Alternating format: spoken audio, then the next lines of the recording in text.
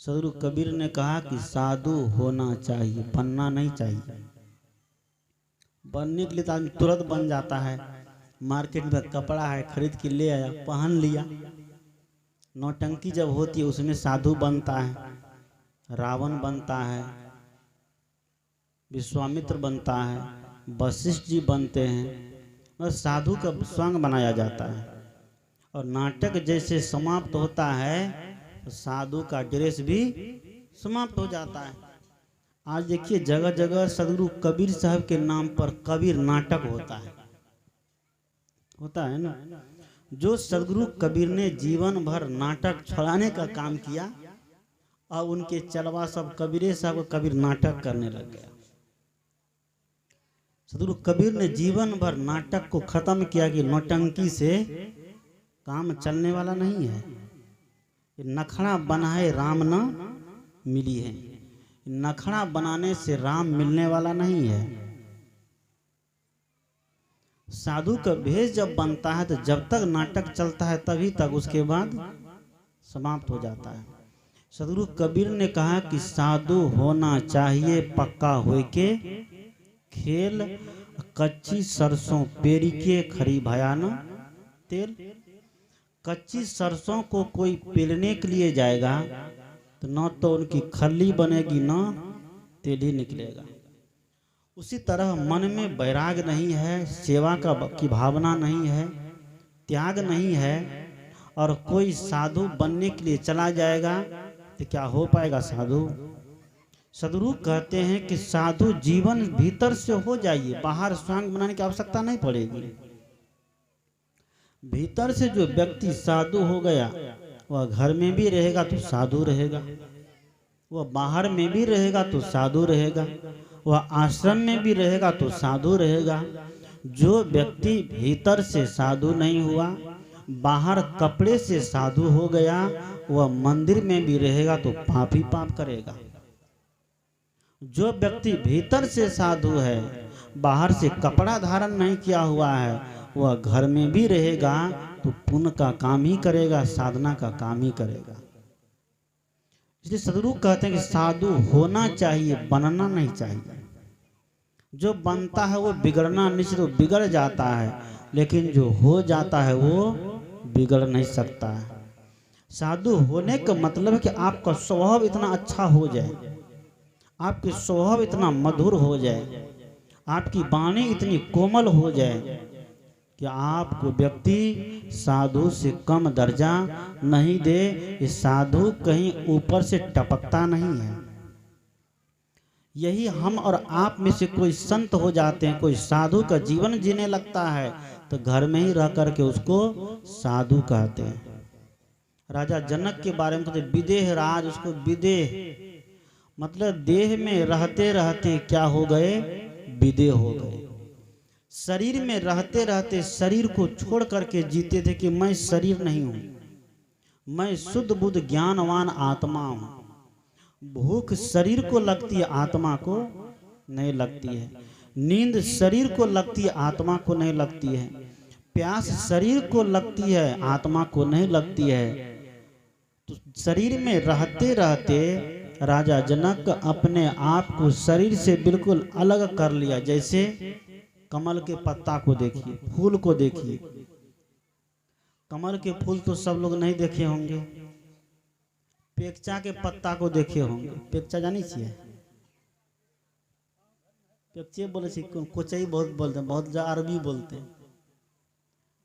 पेक्चा का पत्ता, पेक्चा के पत्ता को पानी में डुबाइए और वहां से निकालिए तो पानी लगता है, नहीं लगता है। उस पर पानी नहीं टिकता है, पानी तुरंत गिर जाता है।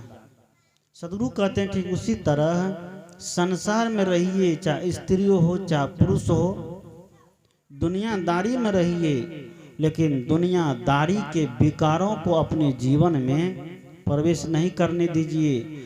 दुनियादारी के विकारों को अपने जीवन से वैसे फिसाल दीजिए जैसे पेक्चा का पत्ता पानी को गिरा देता है।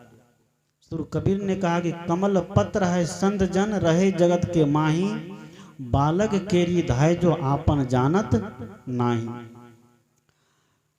जो व्यक्ति देखा देखी साधु बन गया, देखा देखी दीक्षा ले लिया, माला ले लिया, मन में साधना नहीं है, वैराग नहीं है, तो वह बहुत दिन तक नहीं चलेगा। एक आदमी ऐसे देखा देखी महात्मा बन गया। महात्मा जब बना तो गुरुजी से कहा कि हमको लेते चलिए साथ में। गुरुजी सत्संग करने गए। बेचारा बूढ़ा बाबा, लगभग 50-55 की उम्र थी। उसने गुरुजी से कहा, गुरुजी हमको लेते चलिए, और हम सब कुछ से निवृत्त हो गए हैं, बाल बच्चा को सब कुछ समझा दिए हैं, हमको आप लेते चलिए बाबा बनाने के लिए, बाबा बना दीजिए। गुरुजी ने कहा कि अब तो अवस्था नीचे गिर रही है, कहाँ तुम आश्रम में जाओगे, वहाँ तो सेवा करनी पड़ेगी, वहाँ सोचोगे बैठ कर रहेंगे, अब बैठे बैठे हलवा पूरी एकदम गरम गरम दवाएंगे, तो ऐसा तो होने वाला नहीं है, आश्रम में तो सेवा करनी पड़ेगी। कहा गुरुजी लेते तो चलिए, सब कुछ हम कर लेंगे।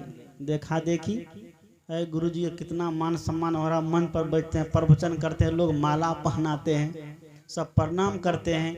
यही सब देख देख करके बेचारा का मन फूल गया। सदगुरु ने, संत ने सावधान किया,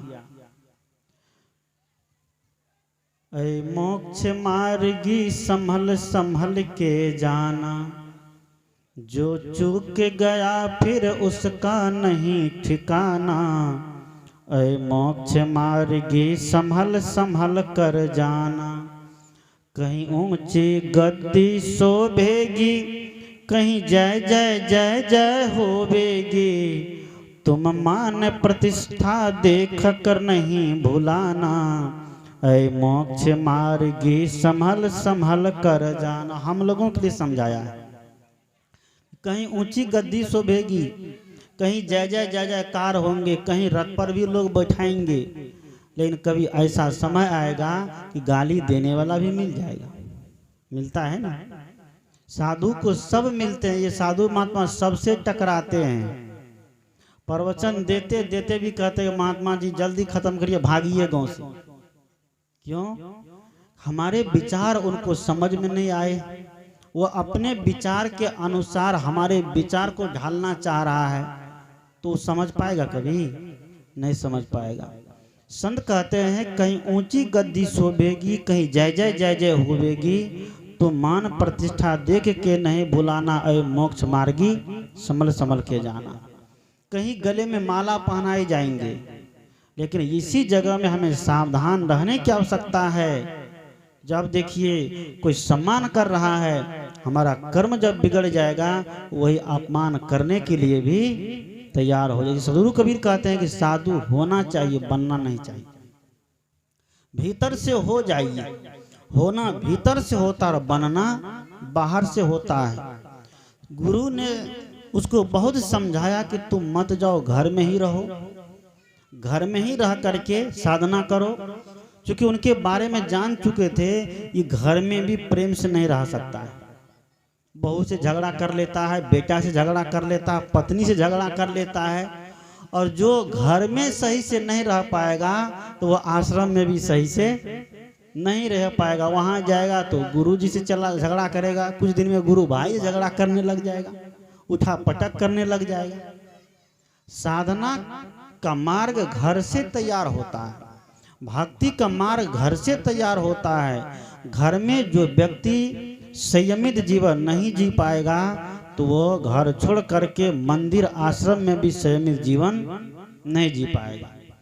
गुरुजी ने बहुत समझाया, नहीं माना। कहा गुरुजी नहीं ले जाइएगा, तो देखिएगा 5 दिन के बाद हम जहर खा के मरे हुए आपको नजर आएंगे।